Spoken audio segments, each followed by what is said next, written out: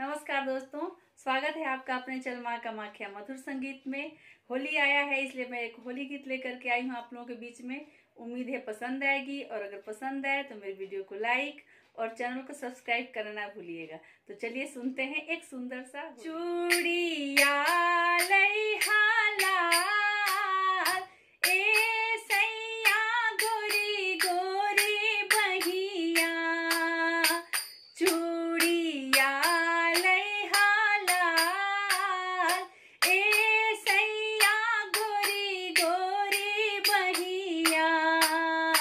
कवना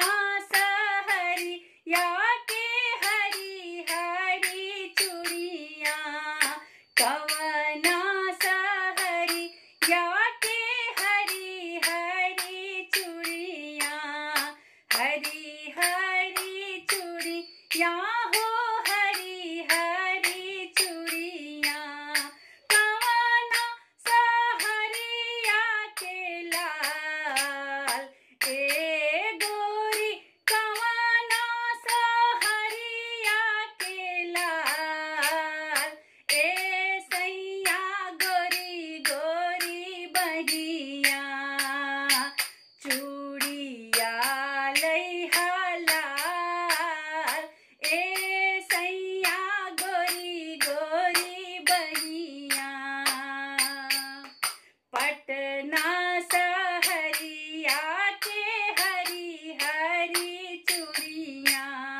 पटना सहरिया के हरी हरी चूड़िया,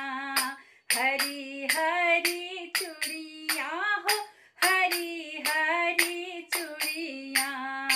आरा सहरिया के लाल ए सैया बक्सर सहरिया के लाल ए सैया गोरी गोरी बहिया,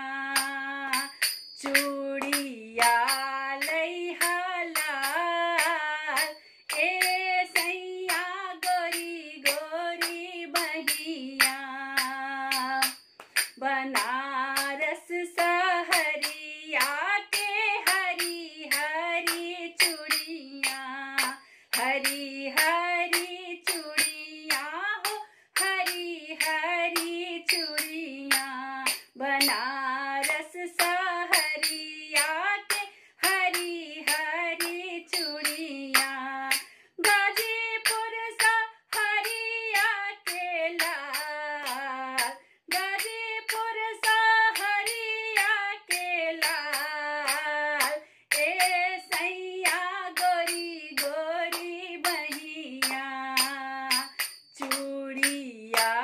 लइहा लाल ए सैया गोरी गोरी बहिया, चूड़िया